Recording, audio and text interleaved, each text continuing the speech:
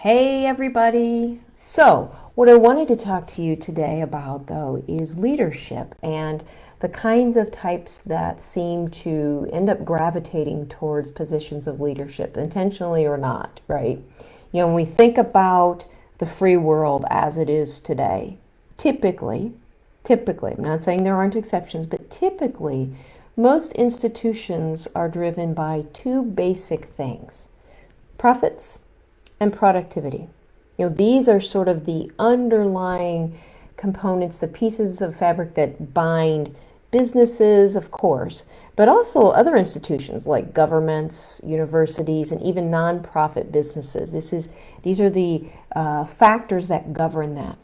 And when you think about these institutions, all of these produce some kind of product.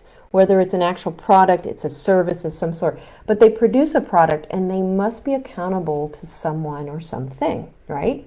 Boards and committees and all of that, there's always some kind of governing body that must be accounted to. And so, given that reality, we think about that in some of the processes that happen in business leadership, certainly traditional business leadership. Given this reality of accountability required based on profitability and productivity, there seems to be certain personality types that gravitate. They end up in the top levels of this profit and product oriented kinds of institutions. Now, as always, I always like to say this, that when we talk about personality type and people's different traits and characteristics, that this is not about pigeonholing or anything else. It is a jumping off place to begin to understand how people operate and how they function. And so, we think about businesses and we think about leadership and we think about the accountability and what all that's based on.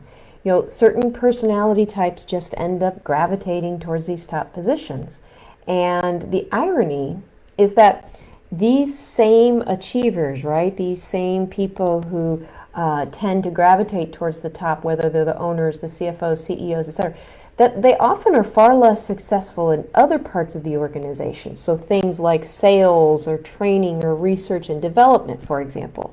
So, personality type absolutely has an impact on the kinds of things people are interested in, their sweet spots, the things they're good at, the things that they struggle with. And, as I've said before, certain kinds of types, and I'm thinking about Myers-Briggs types, they are naturally prone to gravitate towards certain industries, certain positions within industries, and certainly top positions of many of those traditional business companies, right? So traits, characteristics, personal characteristics and traits such as, objectivity, being able to separate fact and feeling, punctuality, being able to get things done in a measurable manner of time, accountability. These are all qualities that support productivity and that support profit. And so when you think about that, types such as those types sharing in the Myers-Briggs world, sharing the thinking and the judging preferences, that they are naturally going to be promoted because these are the sorts of things that come more easily and naturally to them. And conversely, other types who do not have the thinking or the judging preferences, well, they tend to be more scarce the farther up the chain you go. And although any one of the 16 different Myers-Briggs personality types can and does make it to that top executive level, those that don't share that thinking and judging preference tend to be the exception, actually, not the rule. And that's something to think about, especially given everything that's happening in our world today. We have the COVID-19 pandemic. We've got all of the social and racial unrest and the need to change the way we do business, whether it's as a business or as a world, has never been greater. And yet, at the executive level, upward of 90% of all executives are thinking judges. So that's something to think about, something to consider. I would say that if we were in a phenomenal place and we had a lot of happiness and satisfaction thriving in the world, and absolutely we were making incredible advancements in technology and science and things like that. But our world is not happening in a smooth way right now. I would say if that wasn't the case, then maybe this is a good thing. Maybe having specific traits, doing specific jobs that they're excellent at, and not needing any other kind of diversity would be helpful. But unfortunately, folks, that's not the case. Our world is a very different world than it looks at on paper. And so in this capacity, it would behoove us to start to bring more diversity into the top levels. When we look at data and we look at statistics, and again, I always look at them with kind of the skepticism, because so much of the data can be skewed depending on where and when people take the tests. Myers-Briggs people themselves say 25% of the time the tested type is not the same as verified type. And so there has to be a verification session or else the results aren't necessarily valid. People have Enneagram and defensive systems and different personality pieces that play into this. So I always look at data and statistics with a little bit of skepticism, a little bit of realism.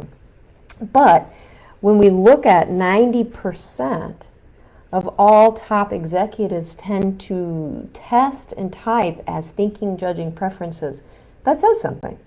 And so if we look at that profile, right, if we look at that and we work from that particular hypothesis, that particular statistic, we can predict some things about the makeup of these types in these higher level positions of the workplace. And as long as management, and certainly top management, predominantly continues to be filled with people with thinking, judging preferences, first of all, women are statistically destined to stay in the minority in terms of upper level. There just simply are fewer thinking women in the population. So when we think about that, right, statistically speaking, the number of women who test as thinkers and are verified as thinkers is just traditionally smaller.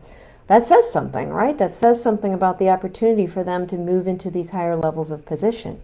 We got to change that, right? What we know is that most of the women who do make it to those top level positions, that they often look typologically like their male thinking counterparts. More than likely, they're going to be thinking, judging, preferenced kinds of people. And I want to talk about this for a quick moment because that's important. Even though we say as a society, or at least certainly in the business world, that that these are great traits to have and wonderful traits, there seems to be a double standard when it comes to women demonstrating these traits as well. It's okay for male executives to have that thinking, judging preference, to be more logical and analytical, to business is about being the bottom line. But it's not quite as acceptable when a woman such as Hillary Clinton wants to move into a position of leadership. All of a sudden she gets called derogatory names because she's really just demonstrating the same thing that it's okay for her male counterpart to demonstrate. So we need to really do better than that, folks. The few feeling perceptive types that actually make it to the top levels of leadership, they typically do so for one of two reasons. Either because of a personal effort to simply prove to themselves that they can do it, or because they have a missionary zeal to change the organization, right? So the feeling, perceiving, preference kinds of people typically get to these upper levels in a leadership in an organization, not necessarily because the system has accepted them and welcomed them with open arms, as much as because of their ability to play that thinking, judging game. And so that's important because even though the idealists and feeling perceivers and others than, thinking, judging can make it up there, they're still having to perform out of a non-preferred way. It's harder for them. It's not as natural. And they don't tend to have as much success in more of these traditional business kinds of arrangements. And so, while they're at the top, a lot of the feeling perceivers, they do have some impact. They can make some changes. But here's the other phenomenon, folks. Typically, as soon as they leave, Their programs are often just wiped out, finished, terminated, obliterated with just the sweep of a pen, because we're back into that traditional thinking, judging leadership style again that doesn't value a lot of those things as much as a feeling perceiver does. Doesn't mean it's better, doesn't mean it's worse. Just means it's a really important thing for us to look at.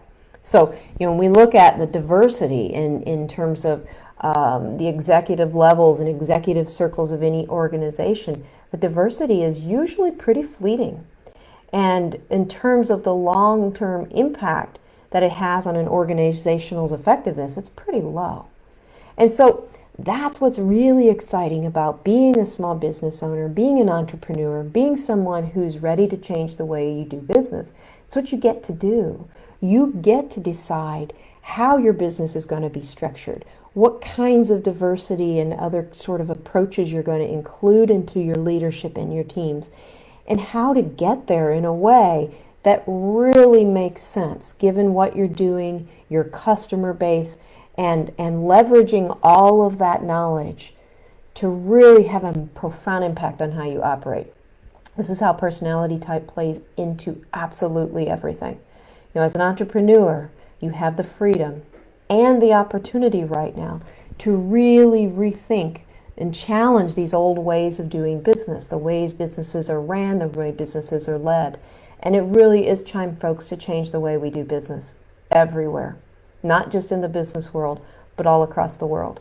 So, I hope this gives you some food for thought. As always, I love to hear your comments, your reactions. This isn't about a better or worse. This is about opening up to all sorts of ways of doing things and really studying the ways we've come to do business and operate and lead to determine if they still work or if we need to mix things up. So thanks for watching. Bye for now.